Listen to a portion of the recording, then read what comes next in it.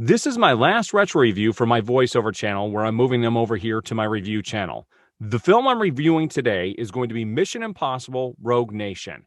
Here is my review.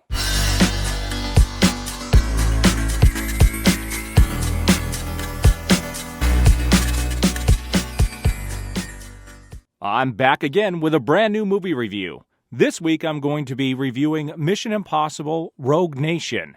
I knew absolutely nothing about this film prior to going in. I really enjoy the Mission Impossible series. Thought the last film was the best film of the series. I think I almost gave that film 5 stars. I think I came in at about 4.5. Well, I had high hopes for this movie. There was a lot of buzz surrounding it. There was a lot of really good reviews prior to the film being released. I think it's scoring well over 90% on Rotten Tomatoes.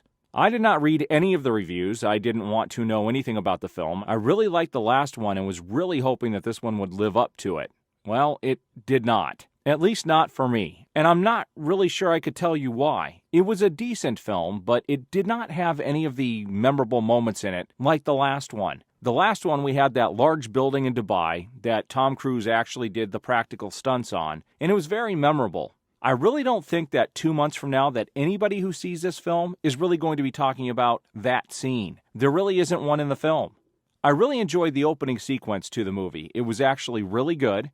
Then there was one vehicular chase scene in the middle of the film, which was phenomenal. I wouldn't say it stands out in any way. It is a chase scene. I don't know what you could do to a chase scene to make it, something larger than life, but it was considerably long and it was very well choreographed. The way this movie was filmed, you never get lost. They actually hold the shot for 2 or 3 seconds than doing a bazillion half-second shots that happen in most of the films that we see today.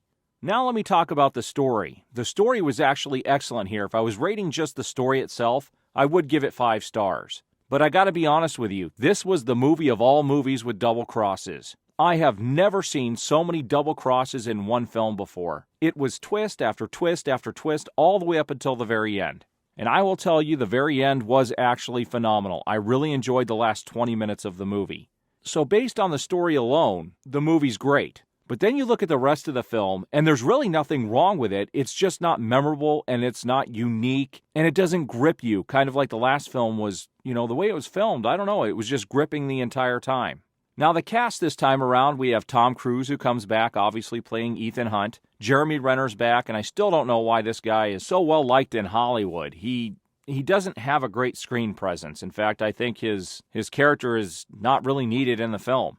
You have Simon Pegg, who adds a lot of really good comic relief, and then you have a newcomer. Her name is Rebecca Ferguson. Now, the reviews for this movie, or the previews, I should say, really heavily featured her, and I had never seen her before. And I guess she was in Hercules last year. That was her only really big film. Other than that, she's done a bunch of TV roles, but she really steals the show in this movie. I was afraid she was going to be a hindrance, and it was actually just the opposite. She was a great addition to the cast. We also have Ving Rhames, who came back, who has much more of a role in this one than he did last time. And then you have the main villain, played by Sean Harris. Now, the last time I saw Sean Harris, he was one of the 2 scientists in Prometheus that everybody hated. Here, he did a phenomenal job as the villain. In fact, looking back at this movie, he was probably one of the better parts of the film. I really enjoyed it, so don't think it's a bad film. I think if you go, you'll be happy with it. It's a solid action flick. I just think it was a little too long. So overall, I give it 3.5 out of 5 stars. I really don't think it was as interesting as Mission Impossible: Ghost Protocol. Thanks for watching my review of Mission Impossible: Rogue Nation. Hit that subscribe button and the notification bell, and you will be notified when new videos go up. I do appreciate the support.